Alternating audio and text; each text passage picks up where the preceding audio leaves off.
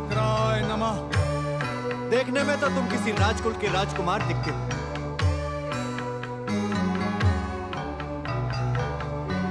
तुमने मेरी बात का उत्तर नहीं दिया बस। क्या तुम किसी राजकुल से संबंधित हो?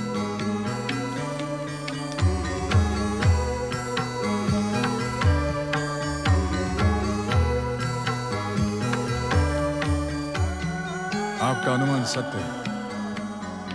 मेरा संबंध भरतवंश से है ब्राह्मण देवता।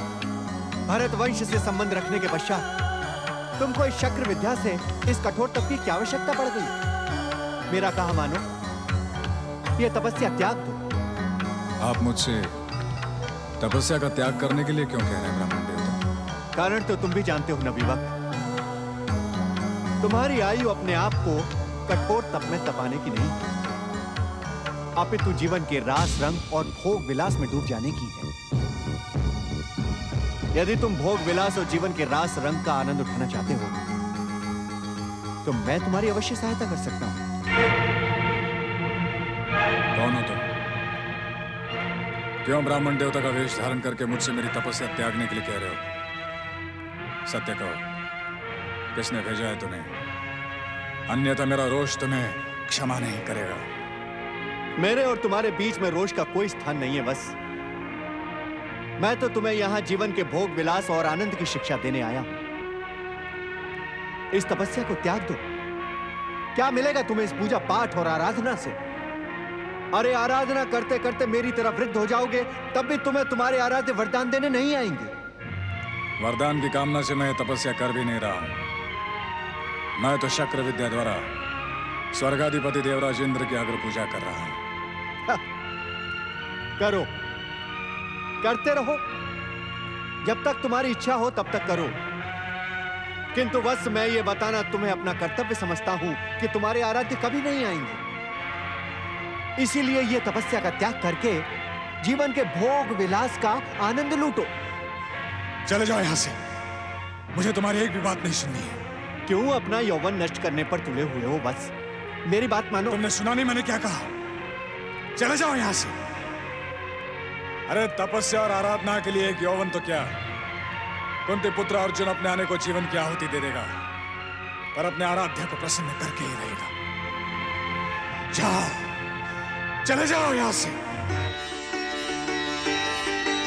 धन्य हो तुम वत्स, और धन्य है तुम्हारी भक्ति भावना। तुम्हारी माता कुंती ने तुम्हें योग्य और श्रेष्ठ संस्कार दिए हैं। मैं तुम पर प्रसन्न हूं और मेरी प्रसन्नता तुम्हें सफलता की ओर ले जाएगी।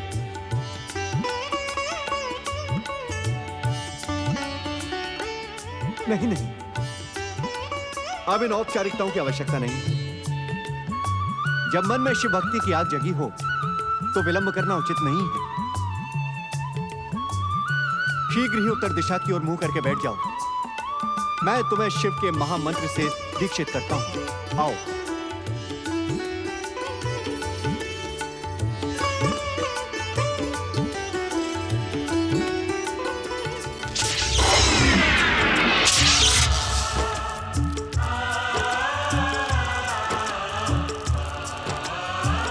आओ।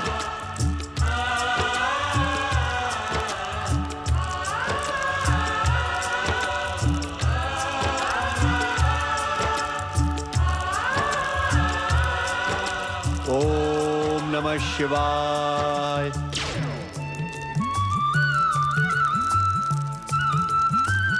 बस इस समय मंत्र दीक्षा देने के कारण मेरा स्थान तुम्हारे गुरु का है। अतः मुझे गुरु मानते हुए अग्नि को साक्षी मानकर इन शुभ सामग्रियों के साथ मुझसे दीक्षा लेने की प्रार्थना करो। ओम गुरुभ्यो नमः। गुरुदेव, मैंने अपने सखा पुरुषोत्तम श्री कृष्ण के कहने पर शिवाराधना का संकल्प किया है। इसी संकल्प को सफल करने के लिए मैंने शक्र विद्या द्वारा आपकी आराधना और तपस्या की है। अब आप कृपा करके मुझे आशुतोष भगवान शिव को प्रसन्न करने वाले पावन मंत्र से दीक्षित करें।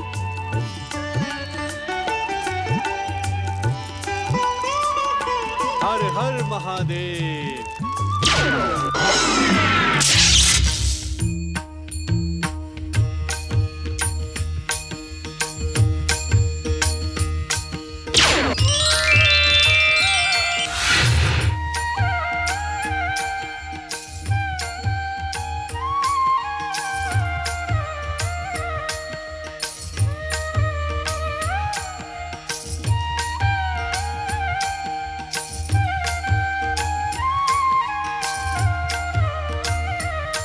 अब जो मैं कह रहा हूं तुम इसे दोहराओ।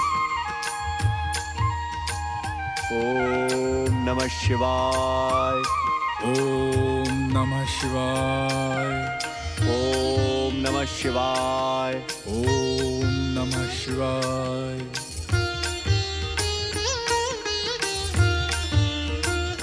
ओम नमः शिवाय। ओम नमः शिवाय। ओम नमः शिवाय। ओम नमः शिवाय। ओम नमः शिवाय। बस आशुतोष भगवान शिव को शीघ्र प्रसन्न करने वाले इस पंचाक्षरी मंत्र का जप हृदय की तल्लीनता के साथ करो। हृदय की लीनता के साथ इसका पारायण करो। भगवान शिव सुखों में वृद्धि करने वाले और दुखों का अंत करने वाले हैं। वे अवश्य तुम्हारी मनोकामना पूर्ण करेंगे। किंतु वीर शिरोमणि अर्जुन, तुम इस शिव आराधना को एक वीर और शूरवीर के समान इस गांडीव को धारण करके संपूर्ण करो। आश्चर्य की आवश्यकता नहीं है वीर। यह गांडीव तुम्हारा परिचय है। यह संसार तुम्हें गांडीवधारी के नाम से आदर प्रदान करता है। इसीलिए यह गांडीव तुमसे किसी भी कार्य में अलग नहीं रह सकता। अतः इस गांडीव को धारण करके संपूर्ण लीनता के साथ शिव आराधना में मग्न हो जाओ। यह तुम्हारे गुरु की आज्ञा है। जो आज्ञा।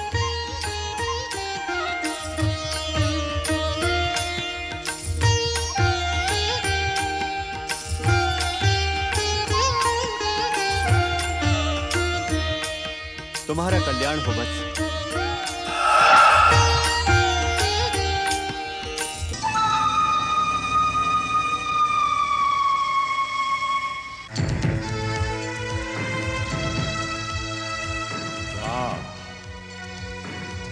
वाह हस्तिनापुर के होने वाले सम्राट, तुम्हारा भविष्य साफ साफ दिखाई दे रहा है। अरे तुम्हें तो प्रणाम करने को जी चाह रहा है। करते जाओ तुम यहाँ पर मदिरापान और वहां वो कुंती पुत्र अर्जुन आशुतोष भगवान शिव को प्रसन्न करके इस संसार का सबसे महान योद्धा बन जाएगा और तुम भांजे देखते रह जाओगे। त्याग दो इस मदिरा को, त्याग दो। अर्जुन,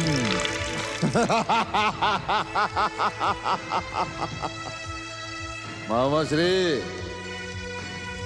आप अर्जुन को लेकर इतनी चिंता क्यों करते हैं? मेरे समान चिंतन कीजिए, चिंता नहीं।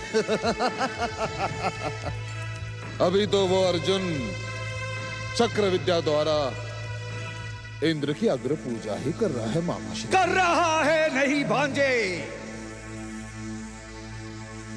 कर रहा था। इंद्र को प्रसन्न करने के बाद शिव मंत्र में भी दीक्षित होकर अर्जुन ने शिव आराधना शुरू भी कर दी है। मामा श्री, आपने मुझे वचन दिया था कि आप अर्जुन की अग्र पूजा के बाद उसकी शिव आराधना में संकट के पर्वत खड़े कर देंगे। उसकी क्या योजना बनाई आपने? भांजे,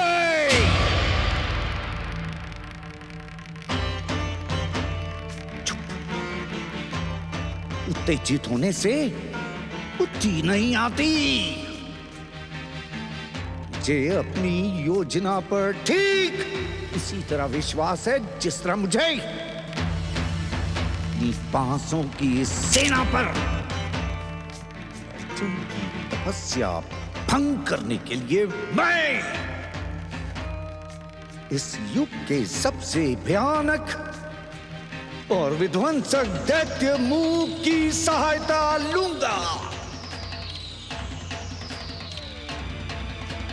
और यदि तुमने भी दुर्योधन अर्जुन को संकट में देखना है तो फेंक दो ये मदिरा का प्याला और चलो मेरे साथ, चलो। आओ दुर्योधन, आज से पहले तुमने मेरा ये कक्ष नहीं देखा होगा। देखो। क्या आप मुझे कहां लेकर आ गए हैं मामा श्री?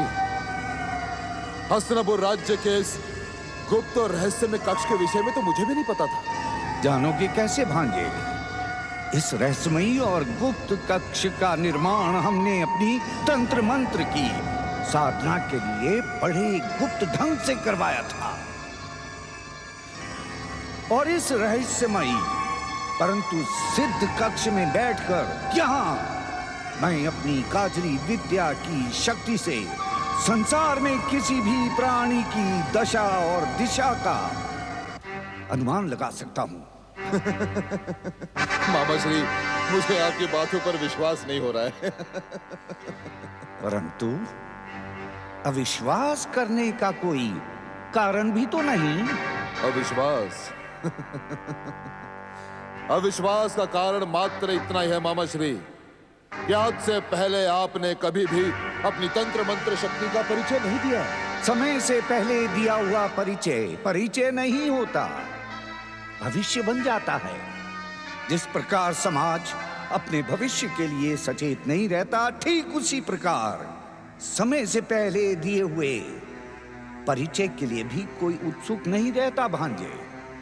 इसीलिए हर काम अपने समय पर ही होना चाहिए। आप सत्य कहते हैं मामा श्री। तो मैं आपकी तंत्र मंत्र शक्ति के द्वारा सबसे पहले अर्जुन को देखना चाहता हूं मामा श्री। अर्जुन को देखना चाहता हूं। मुझे अर्जुन को देखना है। अर्जुन मामा श्री। ठीक है, जैसी तुम्हारी इच्छा। आओ इस आसन पर बैठ जाओ।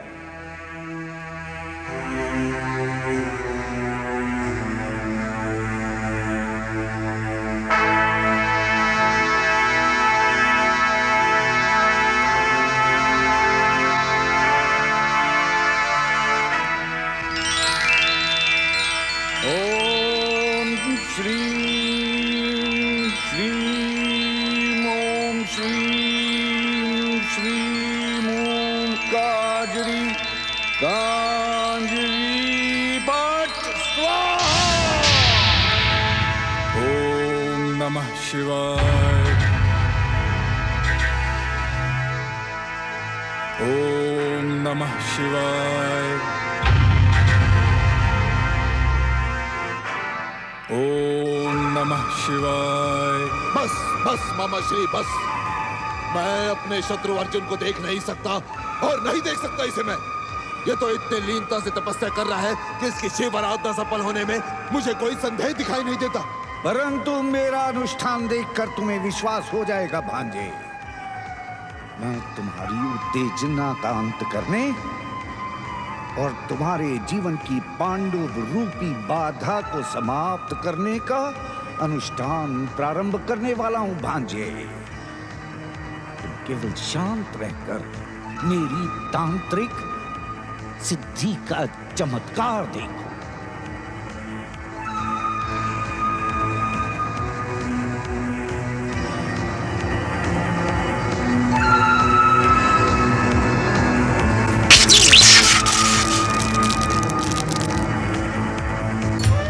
हे भक्तवत्सल देवादिदेव भगवान शिव शंकर, दर्शन देकर मेरी मनोकामना पूर्ण करें। प्रभु मेरी मनोकामना पूर्ण करें। प्रसन्न हो भोलेनाथ, प्रसन्न हो भोलेनाथ। ओम नमः शिवाय, ओम नमः शिवाय, ओम नमः शिवाय।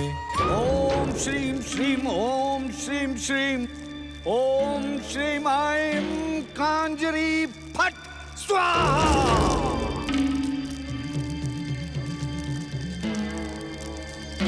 मित्रता का संकल्प करने वाले दैत्यमुख प्रकट हो दैत्यमुख।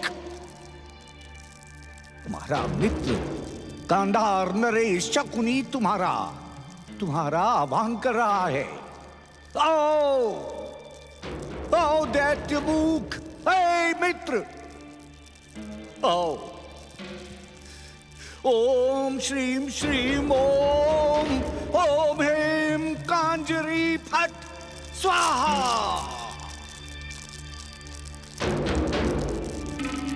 तुम्हें अपनी मित्रता की सौगंध है दैत्यराज मूक। अपने मित्र की सहायता के लिए आओ। एक मित्र की सहायता करना मित्र का कर्तव्य है। प्रकट हो दैत्यराज मूक स्वाहा।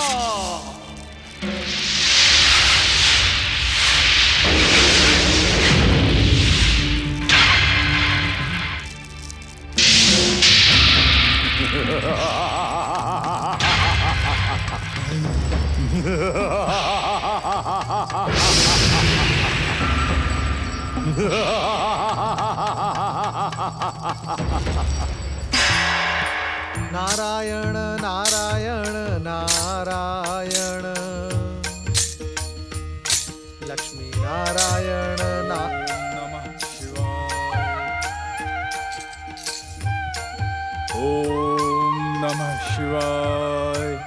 जय हो भोलेनाथ, जय हो भोलेनाथ। आपने सत्य कहा था भोलेनाथ कि पांडवों पर रुद्रावतार दुर्वासा की अग्नि परीक्षा का परिणाम सुखद ही होगा। नारायण नारायण। आज उसी परिणाम के कारण वासुदेव भगवान श्री कृष्ण के मार्गदर्शन और देवराज इंद्र से दीक्षित होकर वीर शिरोमणि अर्जुन परम पावन शिव भक्ति में लीन हो गए। ओम नमः शिवाय। नहीं नहीं नारद, सच्ची भक्ति और सच्ची लीनता के साथ की जा रही शिव आराधना में बाधा पहुंचाना घोर पाप है। ओम नमः शिवाय। आत्मा की पुकार में सदा परमात्मा की प्रेरणा होती है। नारायण नारायण।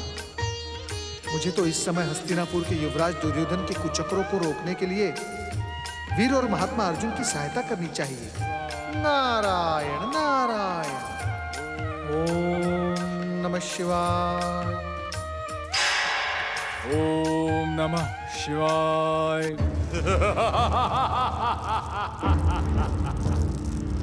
स्वागत है दैत्यराज, स्वागत है।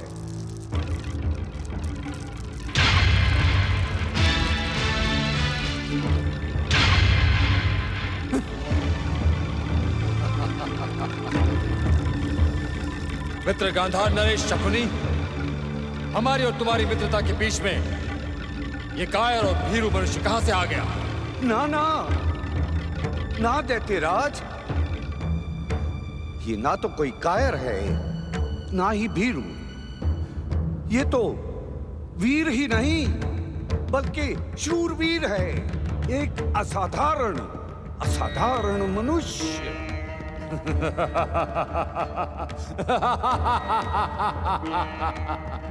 यदि असाधारण मनुष्य ऐसे होते हैं मित्र शकुनी, तो साधारण कैसे होते हैं? साधारण मनुष्य तो मुझे देखकर ही अपने प्राण त्याग देगा। वैसे ही तो इसके प्राण भी मुझे देखने के बाद से कंठ में अटके हैं। कौन है ये मनुष्य और क्या संबंध है तुम्हारा इससे मित्र? तुमने इस गुप्त कक्ष में किसी अपरिचित व्यक्ति के सामने हमें बुलाने की आवश्यकता क्यों समझे? ये मेरा प्रिय भांजा सुयोधन है, सुयोधन। हस्तिनापुर का होनहार युवराज और भावी सम्राट गांधारी नंदन सुयोधन तुम्हारे मित्र शकुनी को प्राणों से भी प्रिय। बस यूं समझ लो कि इसी की सहायता के लिए मैंने तुम्हें अपनी मित्रता की दुहाई देकर पुकारा। परंतु मैं इसकी सहायता करने का इच्छुक नहीं हूं मित्र। मित्रता की सौगंध लेते समय हमने ये संकल्प किया था कि हम केवल एक दूसरे के सहायक होंगे, किसी तीसरे के नहीं। इसका खड़ा रहना मुझे भला नहीं लग रहा है मित्र। इसकी आंखों में मेरे प्रति भय है और जो भयभीत होते हैं उन्हें मुख देखना भी नहीं चाहता। गांधार नरेश, इससे कह दो कि यहां से चला जाए। नहीं दैत्यराज, मैं युवराज सुयोधन को यहां से जाने के लिए नहीं कह सकता। कारण? कारण एक नहीं अनेक है। सबसे पहला कारण तो ये है कि मेरी बहन का पुत्र होने के नाते ये मेरे मान और सम्मान के अधिकारी हैं और मैं इन्हें यहां से जाने के लिए कहकर इनको अपमानित नहीं कर सकता। और दूसरा कारण बताने से पहले दैत्यराज, मैं तुमसे कुछ पूछना चाहता हूं। तनिक मुझे ये बताओ कि हमारी मित्रता में केवल तुम्हारी ही इच्छा सर्वोपरि है? अपनी इच्छा से तुम मुझे अपने प्रिय भांजे को यहाँ से चले जाने की आज्ञा देने को कह रहे हो? यही बात है तो मैं अपने इस मित्रता के बंधन को अभी इसी समय समाप्त करता हूं, तोड़ देता हूं। समझे तुम? जा सकते हो। तुम तो रुष्ट हो गए मित्र। तुमने भी तो हमें प्रसन्न करने के लिए कोई ऐसी बात नहीं की। अरे याद करो दैत्यराज, तंत्र सिद्धि की एक यात्रा में तुम्हारी और हमारी भेंट हुई थी। तुम भी उसी यात्रा के पथिक थे जिस पर मैं आगे बढ़ रहा था। सिद्धि परीक्षा के समय तुम्हारे प्राणों पर संकट आ गया था, संकट। और तब किसी गांधार नरेश शकुनी ने अपने प्राणों को संकट में डालकर प्राण बचाए थे। मुझे आज भी वो दिन याद है गांधार नरेश। मित्रता का प्रस्ताव करके तुमने मुझे उस ऋण से उबार लिया था, किंतु आज भी मैं मन ही मन तुम्हारे उस ऋण को चुकाने की बात सोचता रहता हूं। बस करो बस। कहने और करने में बड़ा अंतर होता है दैत्यराज। तुम सोचते अवश्य होगे, परंतु जब करने की बारी आई तो तुम हमारी मित्रता को कलंकित करना चाहते हो। कलंकित। मुझे अपनी भूल पर खेद है मित्र। तुम कहो तो मैं हस्तिनापुर युवराज और तुम्हारे भांजे सुयोधन से क्षमा याचना कर लूं। नहीं नहीं दैत्यराज, नहीं। आपको क्षमा याचना करने की क्या आवश्यकता है? सत्य तो यह है दैत्यराज कि मझधार में मेरे जीवन की नैया की खिवैया मेरे मामा श्री हैं। आप दोनों की बातें सुनकर मुझे अपनी भूल का आभास हुआ। मुझे यहां नहीं आना चाहिए था। ऐसा कहकर तुम मुझे और अधिक लज्जित कर रहे हो भांजे। भांजे? भांजे? ये आप क्या कह रहे हैं? चकित होने की कोई बात नहीं है भांजे। मेरे प्रिय मित्र शकुनी का भांजा मेरा भी तो भांजा हुआ। कहो भांजे, मैं तुम्हारी क्या सहायता करूं? किसने तुम्हारी जीवन नैया को संकट में डालने का दुस्साहस किया है? मैं अभी और इसी समय उसे यमलोक पहुंचाकर अपने प्रिय मित्र शकुनी को प्रसन्न करूंगा। कहो भांजे, कहो।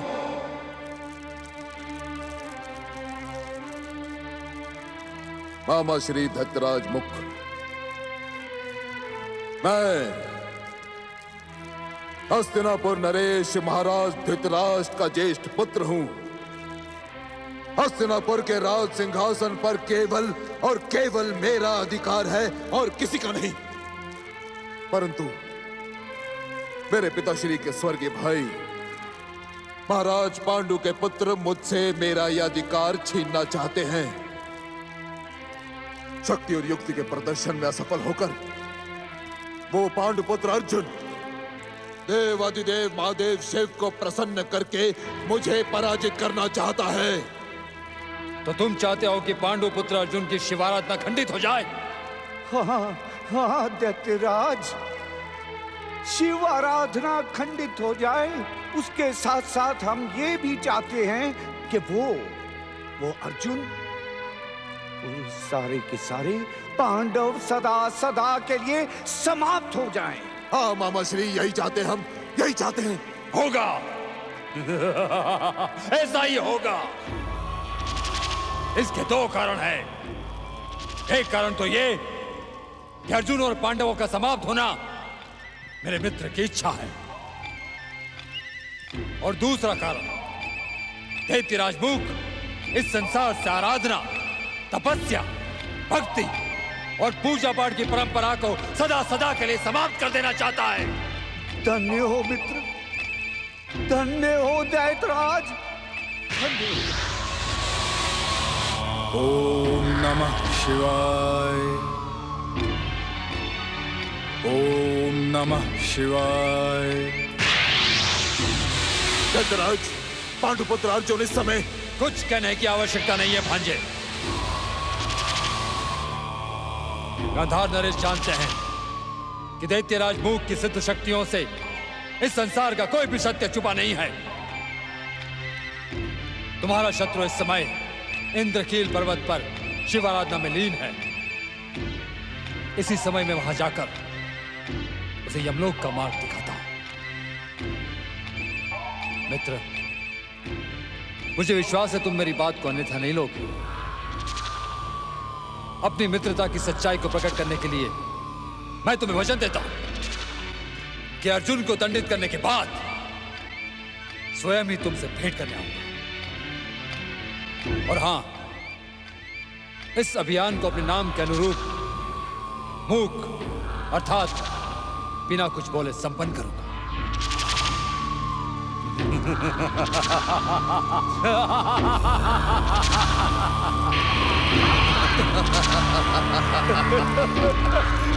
मामा श्री धन्य हैं। ओम नमः शिवाय।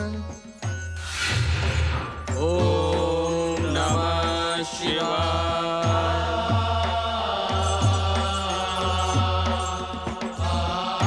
देवर्षि नारद, परंपरा के अनुसार देवताओं से पहले आप कैलाश पर पधारे, इसलिए देवताओं से पहले आपको अपनी बात कहने का अधिकार है। किंतु आज यह अधिकार हम आपसे पहले देवराज इंद्र को देते हैं। कहिए देवराज, आप क्या इच्छा लेकर कैलाश पर पधारे? हे प्रभु, किसके मन की इच्छा और भावना आपसे छिपी हुई है, आप तो सभी कुछ जानते हैं। एक मनुष्य सच्ची भावना के साथ आपकी कठोर तपस्या में लीन है। हम उसी पर कृपा करने की प्रार्थना लेकर आपके चरणों में निवेदन लेकर आए हैं। मुनिवर नारद, क्या आप ही पांडुपुत्र अर्जुन की तपस्या को सफल करने की आशा लेकर आए? मुनिवर, नारायण नारायण। भोलेनाथ, आज आप औपचारिक शब्दों का प्रयोग क्यों कर रहे हैं? क्या इस नारद से इन महान चरणों के प्रति कोई अपराध हो गया है? यदि आप मुझसे रुष्ट हैं तो कृपया आप मुझे प्रताड़ित करें, दंडित करें, परंतु भोलेनाथ, अपने इस बालक के प्रति ऐसे औपचारिक शब्दों का प्रयोग ना करें। देवर्षि, क्या आप मेरी इस औपचारिक बातचीत का कारण जानना चाहते हैं? अवश्य भोलेनाथ, अवश्य। हमें अपनी भूल का ज्ञान तो हो जाएगा। नारद, देवराज, देवगण, जो मेरे भक्तों और भक्ति की भावना के सहायक हैं, वो वास्तव में मेरे आदर के पात्र हैं। आज आप सब एक शिव भक्ति की सहायता के लिए कैलाश पधारे हैं, इसलिए आपका आदर करना मेरा कर्तव्य है। आप धन्य हैं भोलेनाथ, आप धन्य हैं। परंतु भोलेनाथ, संकोच की आवश्यकता नहीं नारद, कहो क्या कहना चाहते हो? जब भक्तों और भक्ति की सहायता करने का विचार मन में उठता है तब सब कुछ शुभ ही शुभ होता है। तुम इस समय जो कुछ भी कहोगे शुभ ही कहोगे, शुभ और सुंदर। कहो। भोलेनाथ, मैं तो केवल इतना कहना चाहता हूँ कि शुभ और सुंदर के साथ सत्य और शिव भी हो। ऐसा ही होगा मुनिवर। जिस शुभ और सुंदर उद्देश्य से पांडुपुत्र अर्जुन मेरी तपस्या में लीन हुए हैं, कल्याणकारी शिव तत्व उनके इस उद्देश्य को अवश्य पूर्ण करेंगे। इसलिए आप सबको किसी भी प्रकार की चिंता और प्रार्थना की आवश्यकता नहीं है। अब आप सब अपने अपने स्थान पर लौट जाएं। समय आने पर अर्जुन अवश्य हमारी कृपा के पात्र बनेंगे।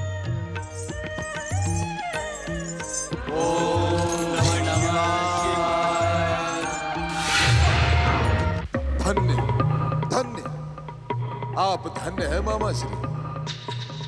अब मुझे पूरा विश्वास हो गया है कि हस्तिनापुर के राज सिंहासन से संसार की बड़ी से बड़ी शक्ति भी मुझे हटा नहीं सकती। दत्तराज मुख को देखते ही मेरा परम शत्रु अर्जुन शिव आराधना का त्याग करके अपने प्राण बचाकर भाग निकलेगा मामा श्री।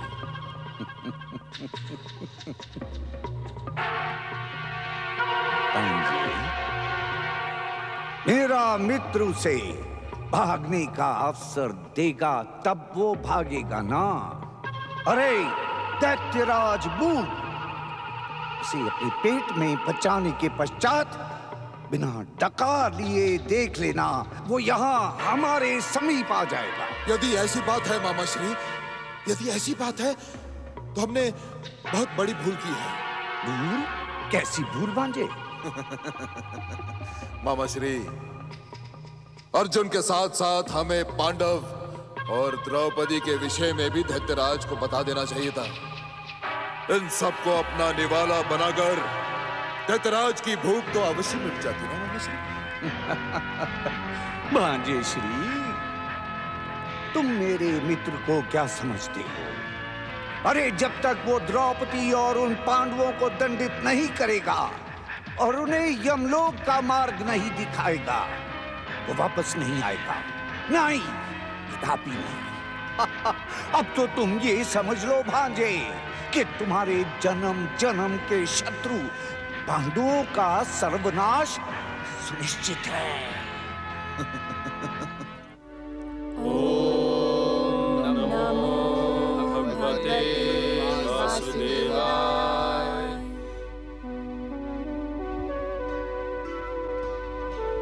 क्या बात है अनुज, तुम कुछ कहना चाहते हो?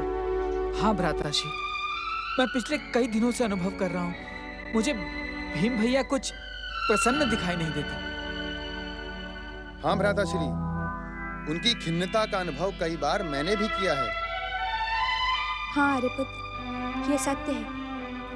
आजकल ना तो वे ठीक से भोजन करते हैं और ना ही प्रसन्नता से किसी भी बात का उत्तर देते हैं। सदा खिन्न से रहते हैं। परंतु मैंने तो ऐसा अनुभव नहीं किया।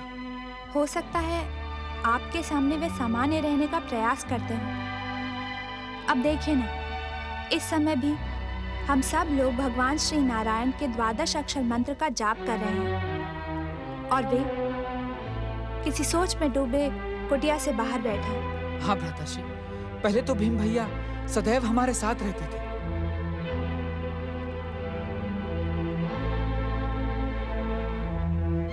भीम की चिंता का अंत करना परम आवश्यक है। तुम सब अपनी आराधना का संकल्प पूर्ण करो, मैं भीम को लेकर आता हूं।